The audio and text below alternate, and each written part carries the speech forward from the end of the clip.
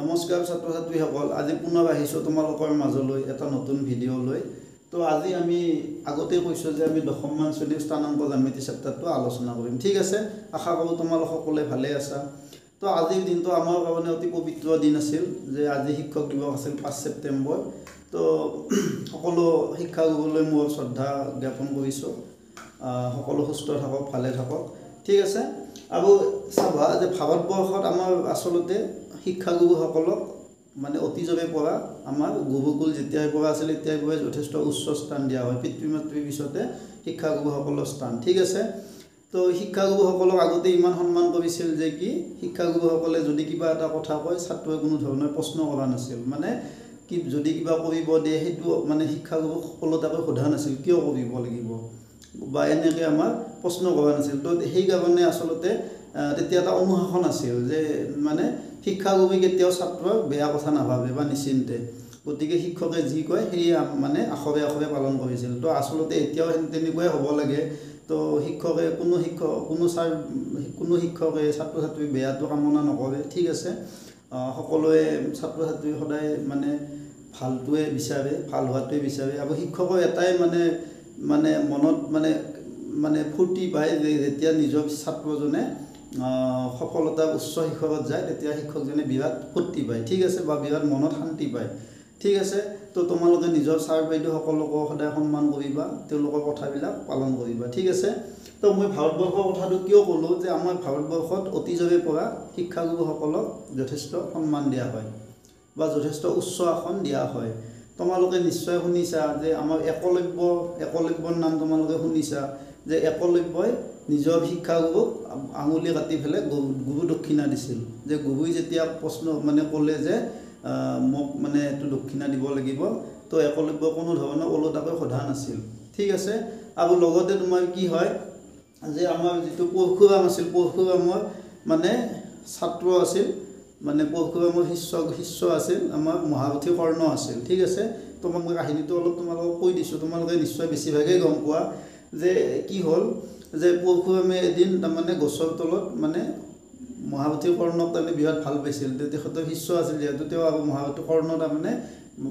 পাৰ্গত আছিল সকলো মানে বিদ্যাবিলাক অতি সোনকালে গ্ৰহণ কৰিছিল ঠিক আছে তো তেতিয়া কি হ'ল এদিন তাৰমানে এই গছৰ তলত মানে শুই থাকোঁতে মানে কৰ্ণ মানে কলাত শুই আছিল মানে টোপনি লাগিল কৰ্ণ কলাত শুই গ'ল ঠিক আছে তো কি হ'ল সেই সময়ত তাৰমানে মহাৰথী কৰ্ণক মানে এই পোক এটা বৃশ্চিক আছিল চাগে বৃশ্চিক পোক এটা তাৰমানে কামুৰিলে মানে গুৰু গাত উঠিল তাৰমানে উঠোঁতে কি হয় তোমাৰ যে কৰ্ণই তাৰমানে যাতে গুৰু মানে তেখেতে যিহেতু শুই আছে তেখেতক তাৰমানে দিগদাৰ দিব ইচ্ছা নকৰিলে তো তেওঁ কি কৰিলে এই হাতেৰে তাৰমানে পোকটো এনেকৈ ধৰি ৰাখিলে তো হাতেদি ধৰি ৰাখোঁতে তেখেতক কামুৰি তেজ তাৰমানে বৈ গৈছে কিন্তু তথাপিতো তেখেতক তাৰমানে পৰশুৰামক তাৰমানে শুৱাই পৰা নুঠালে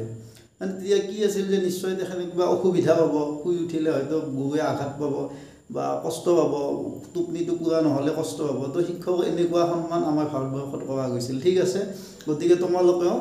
আখৰে আখৰে পালন কৰিব লাগে শিক্ষকৰ কথা যে শিক্ষকে কোনো ধৰণৰ ছাত্ৰ ছাত্ৰীক বেয়া কথা নকয় ঠিক আছে তো সকলোৱে ভাল হোৱাটোৱে বিচাৰে তো তোমালোকে নিজৰ শিক্ষাগুৰুক সন্মান কৰিবা ঠিক আছে তো আজি আমি চেপ্টাৰটো আলোচনা কৰোঁ স্থানাংক জ্যামিতি চেপ্টাৰটো তো এতিয়া চাবা তোমালোকে ক্লাছ 9ত স্থানাংক জ্যামিতিৰ কথা অলপ পঢ়ি আহিছা তো স্থানাংক জ্যামিতিত দুডাল অক্ষ থাকে তো ইয়াতে কিন্তু তোমালোকক মই মানে কৈ দিছোঁ যে দুডাল অক্ষ থাকে এডাল এক্স অক্ষ আৰু এডাল ৱাই অক্ষ এক্স অ' এক্স ডেছ বুলি কয় ৱাই অ' ৱাই ডেছ আৰু এই অক্ষ দুডালে যিটো বিন্দুত ছেদ কৰে মানে কটাকটি কৰে সেই বিন্দুটোক মূলবিন্দু বুলি কয় মূলবিন্দুটোক আমি অ' বুলি কৈছোঁ ঠিক আছে তো প্ৰথমতে তোমালোকক লাগিব যে মূলবিন্দুৰ পৰা যিকোনো বিন্দু এটাৰ দূৰত্ব এইখিনি বস্তু তোমালোকক লাগিব ঠিক আছে তো তোমালোকে কি কৰিবা যে ইয়াতে ছাপোজ ইয়াতে এটা বিন্দু ল'লোঁ মই পি বিন্দু ল'লোঁ ছাপোজ পি বিন্দু স্থানাংক XY ঠিক আছে তো তোমালোকে সদায় এটা কথা মন কৰিবা যে এটা বিন্দুৰ স্থানাংক XY মানে কি এটা বিন্দুৰ স্থানাংক XY মানে হ'ল সেই বিন্দুটো x অক্ষৰ পৰা y একক লম্ব দূৰত্বত থাকে মনত ৰাখিবা আৰু x টো যে আছে তাৰ মানে y অক্ষৰ পৰা তাৰ দূৰত্ব x একক ঠিক আছে তাৰ মানে এই বিন্দুটো স্থানাংক xy তাৰ মানে এই বিন্দুটো x অক্ষৰ পৰা y একক লম্ব দূৰত্বত আছে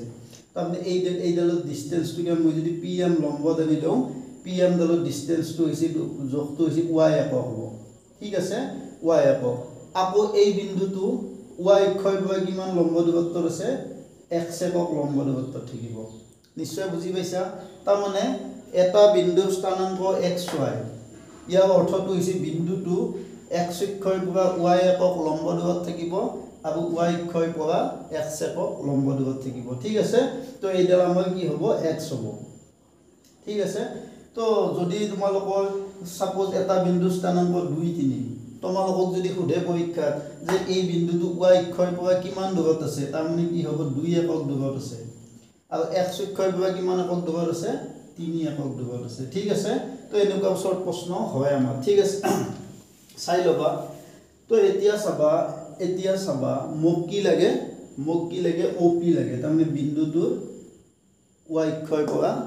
মানে বিন্দুটোৰ মূল বিন্দুৰ পৰা দূৰত্ব লাগে OP লাগে ঠিক আছে তো তোমালোকে যেহেতু pm লম্ব টানি দিছা গতিকে pm কোণটো কিমান ডিগ্ৰী pm কোণটো 90 ডিগ্ৰী ঠিক আছে গতিকে এতিয়া চাবা ত্ৰিভুজ pm ৰ পৰা তোমালোকে কি পাবা ত্ৰিভুজ pm ৰ পৰা আমি কি পাবা এটো pm ত্ৰিভুজ pmo ইয়াৰ পৰা তোমালোকে কি পাবা op স্কয়াৰ সমান কি পাবা om square plus pm square পাবা ঠিক আছে তো op স্কয়াৰ মানে এটো পাইথাগোৰাছৰ উপপাদ্য এটো কাৰ উপপাদ্য পাইথাগোৰাছৰ উপপাদ্য ঠিক আছে এটো পাইথাগোৰাছৰ উপপাদ্য ঠিক আছে তো তোমালোকে om মানে মই অলপ আগতে কৈছো যে om মানে কি হ'ব এটো এটা আয়ত হৈ গল গতিকে এডাল বাহু সমান হ'ব গতিকে om এডাল যদি x হয় om ডাল কি হ'ব x হ'ব তো om ৰ জায়গা তোমালোকে x টো বহুৱাই দিয়া ওপৰত স্কয়াৰ আছে স্কয়াৰ টো দি দিয়া আকৌ pm এডাল সমান ঠিক আছে তো pm মানে তোমালোকে y পাইছা তো y বহুৱাই দিয়া y স্কয়াৰ হ'ব ঠিক আছে তো আমি op স্কয়াৰ মানে কি বলো x square plus y square পালো নিশ্চয় বুজি পাইছা তো এতিয়া যদি তোমালোকে বৰ্গমূল ল op টো পাই যাবা এটাকে op যোগেল কি √x square plus y square ঠিক আছে তাৰ মানে এটা বিন্দুৰ মূল বিন্দুৰ পৰা দূৰত্বটো কি হয় আসলতে √x স্থানাংকৰ বৰ্গ যোগ y স্থানাংকৰ বৰ্গ ঠিক আছে তো তোমালোকে এনেকৈ কৈ দিবা বাবা যে মূল বিন্দুৰ পৰা দূৰত্ব কি হ'ব x স্থানাংকৰ বৰ্গ যোগ y স্থানাংকৰ বৰ্গ ঠিক আছে তো মই এটা তোমালোকক সৰু উদাহৰণ দি দিছো যে তোমালোকক সুধিলে যে 2 3 বিন্দুটো মূল বিন্দুৰ পৰা কিমান দূৰত আছে মূল বিন্দুৰ পৰা কিমান দূৰত আছে মূল বিন্দুৰ পৰা দূৰত কিমান আছে ঠিক আছে মূল বিন্দুৰ পৰা দূৰত্ব তো বেলেগ একো ভাবিব নালাগে কি √ভাগ কি আছে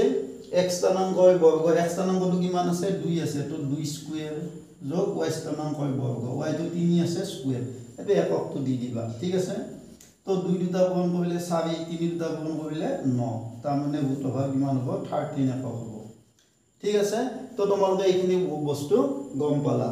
তাৰ মানে মূল বিন্দুৰ পৰা যিকোনো এটা বিন্দুৰ দূৰত্ব কি √ভাগ x স্থানাংকৰ বৰ্গ যোগ y স্থানাংকৰ বৰ্গ ঠিক আছে তো এইখিনি আমাক লাগিব সূত্ৰটো মনত ৰাখিবা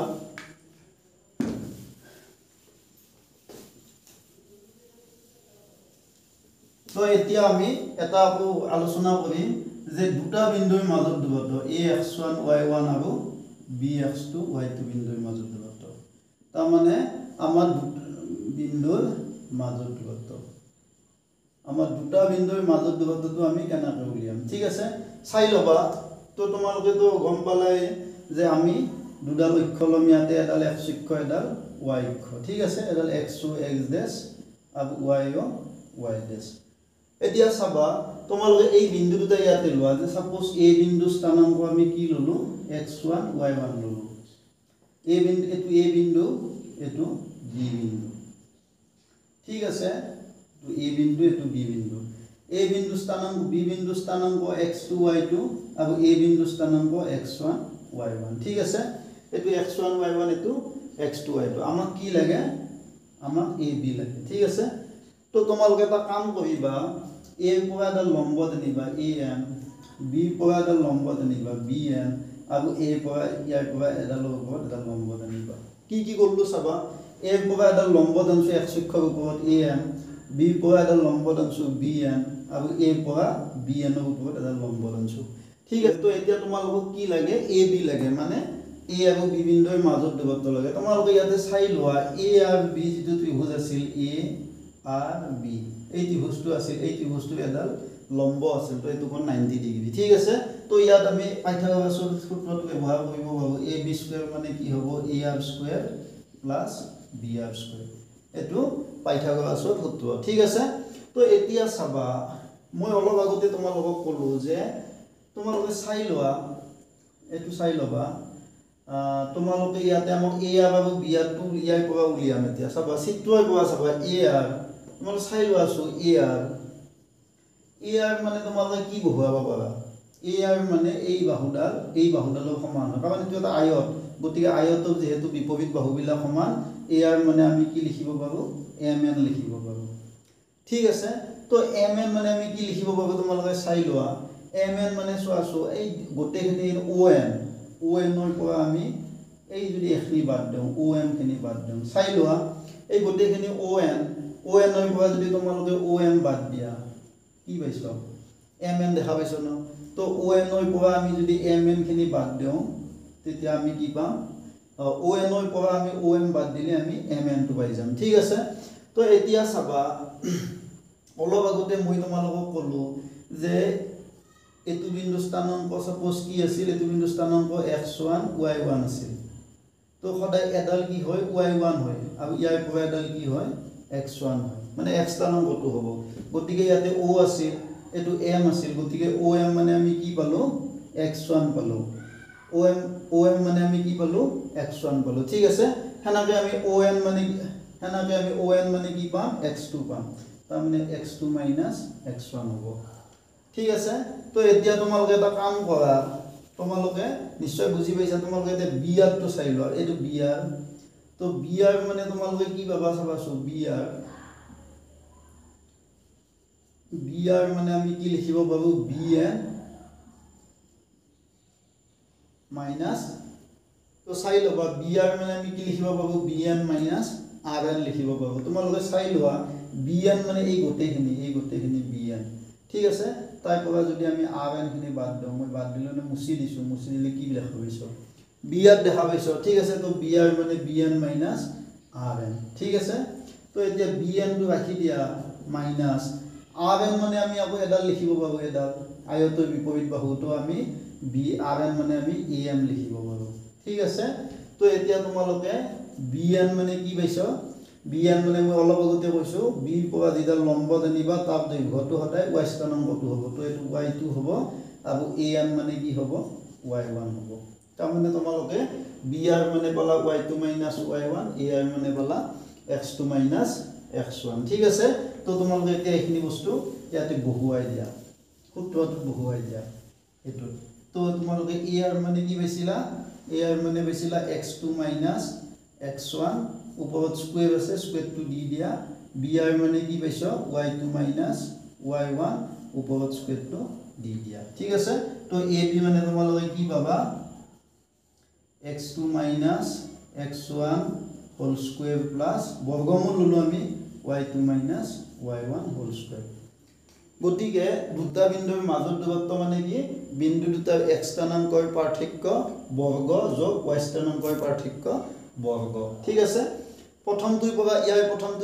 প্ৰথমটো বিয়োগ ইয়াৰ দ্বিতীয়টোৰ পৰা ইয়াৰ দ্বিতীয়টো বিয়োগ এনেকৈ ভাবিব পাৰি আমি চাবাছো মই এটা উদাহৰণ হিচাপে কৈ দিছো লৈছো কি লৈছো চাবা x আছে 7.1 এক নম্বৰটো লৈছো আমাক বিন্দু দুটাৰ দূৰত্ব উলিয়াব দিছে 2 3 4 1 তো তোমালোকক অলপ 2 3 4 1 এই দুটা বিন্দুৰ মাজত আমি দূৰত্ব উলিয়াব লাগে ঠিক আছে তো বেলেগ একো কৰিব নালাগে নিৰ্ণয় দূৰত্ব কি হ'ব অলপ আগতে মই কৈ দিলো সূত্ৰটো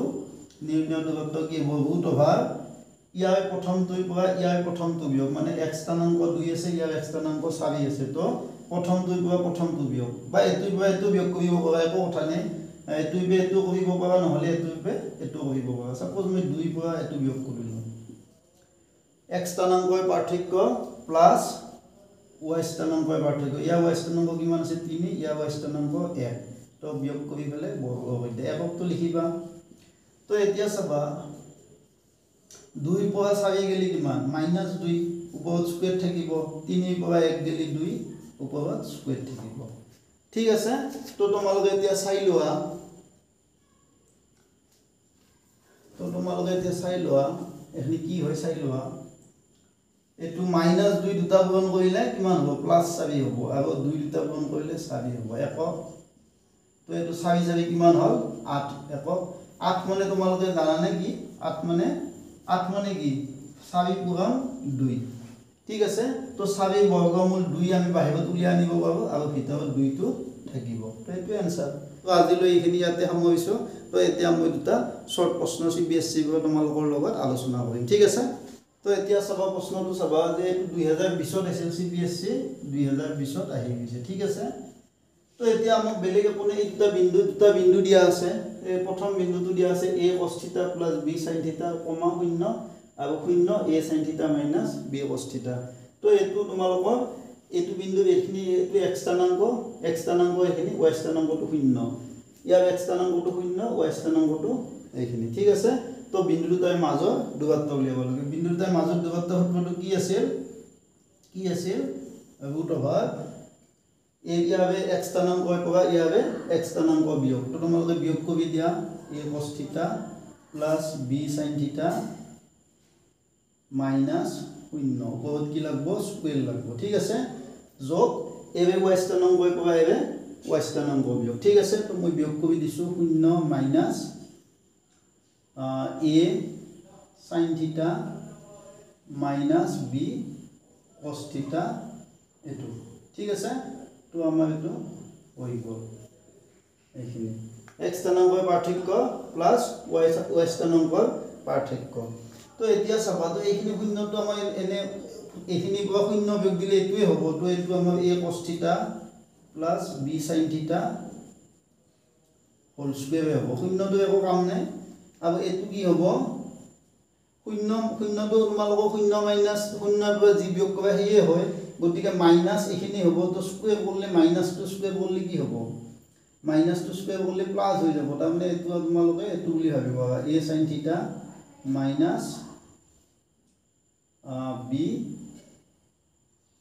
b cos θ ঠিক আছে শূন্যটো এই থাকিল ঠিক আছে তো এতিয়া তোমালোকে চাই লোৱা এটো আমাৰ a + b হোল স্কয়াৰ সূত্ৰটো নিশ্চয় বুজি পাইছা তো এটো কি হ'ব a + b হোল স্কয়াৰ তাৰ মানে কি হ'ব a square plus 2ab 2 * a cos θ plus b sin θ plus এটো b square b sin θ whole square না b sin θ হোল স্কয়ার ঠিক আছে আৰু এইখিনি আছে আমাৰ এইখিনি ভাঙি দিয়া হনাকে এইখিনি ভাঙি দিলে কি হ'ব a sin θ whole square minus 2 a sin θ into b cos θ plus b cos θ whole square ঠিক আছে তাৰ মানে ইয়াত এটো a plus b whole square সূত্ৰ এটো a minus b whole square সূত্ৰ a মানে ইয়াতে a cos θ আছে b মানে b sin θ আছে ইয়াতে a মানে a sin θ b মানে b cos θ ঠিক আছে তো এইখিনি তোমালোকে এতিয়া কৰি লোৱা a cos θ whole square মানে আছে a square cos square θ এটো তোমালোকৰ এটো আৰু এটো कैंसिल होबो माने एतु +2 आइसे cos θ b sin θ আছে এতু -2 आइसे sin θ b cos θ আছে এতু कैंसिल যাব ঠিক আছে তো এতু হবো b স্কয়ার sin স্কয়ার θ হবে এতু আৰু এতু হবো তোমালোকৰ a স্কয়াৰ sin স্কয়াৰ θ আৰু এতু হবো কি b স্কয়াৰ cos স্কয়াৰ θ आंसरটো আহিয়ে গল মোটামুটি ঠিক আছে এইখিনি হবো আমাৰ নিশ্চয় বুজি পাইছা তো এতিয়া তোমালোকে চোৱাচোন ইয়াতে চাবা ইয়াতে a স্কয়াৰ আছে ইয়াতো a স্কয়াৰ আছে তো তোমালোকে a স্কয়াৰ টো কমন লোৱা a স্কয়ার টো কমন ললে এটো কি হ'ব cos square θ plus sin square θ হ'ব আৰু এটোৰ পৰা b স্কয়াৰ টো কমন লোৱা তো b স্কয়ার টো কমন ললে কি হ'ব sin square θ plus cos square θ এটো হ'ব ঠিক আছে নিশ্চয় বুজি পাইছা এটোৰ পৰা a স্কয়াৰ ললে এটোৰ পৰা b স্কয়াৰ ললো তো এতিয়া তোমালোকে নিশ্চয় এটা অতি কমিতি অভেদ মনৰ আছে a square cos square theta plus sin square theta মানে 1 ইয়াতো হেনাকে b square cos square theta plus sin square theta মানে 1 তো আমাৰ এনসারটো কি হ'ব a square into 1 a square b square into 1 b square তাৰ মানে এনসারটো হ'ব root over a square plus b square তো এনসারটো কি হ'ব root over a square plus b square ঠিক আছে দ্বিতীয় প্ৰশ্নটো চাবা দ্বিতীয় প্ৰশ্নটো কি আছে যে 2 - 3 বিন্দু দূৰত্ব x অক্ষৰ পৰা কিমান চাৰিটা অপচন দিয়া আছে 2 একক -3 একক 3 একক আৰু root over 13 একক ঠিক আছে তো তোমালোকক মই অলপ আগতে কৈছো যে এটা বিন্দুৰ স্থানাংক xy মানে কি এটা বিন্দুৰ স্থানাংক xy মানে হল বিন্দুটো x অক্ষৰ পৰা y একক লম্ব দূৰত থাকিব y অক্ষৰ পৰা x একক লম্ব দূৰত ঠিক আছে তো ইয়াতে x মানে কি আছে 2 আছে y মানে কি আছে -3 আছে ঠিক আছে তো x অক্ষৰ পৰা হি কিমান একক দূৰত থাকিব লাগে -3 একক দূৰত থাকিব লাগে ঠিক আছে কিন্তু আমাৰ দূৰত্বটো আমি নেগেটিভ নলও ঠিক আছে দূৰত্ব সদায় পজিটিভ লম গতিকে আনসারটো -3 নহয় আনসারটো কি হ'ব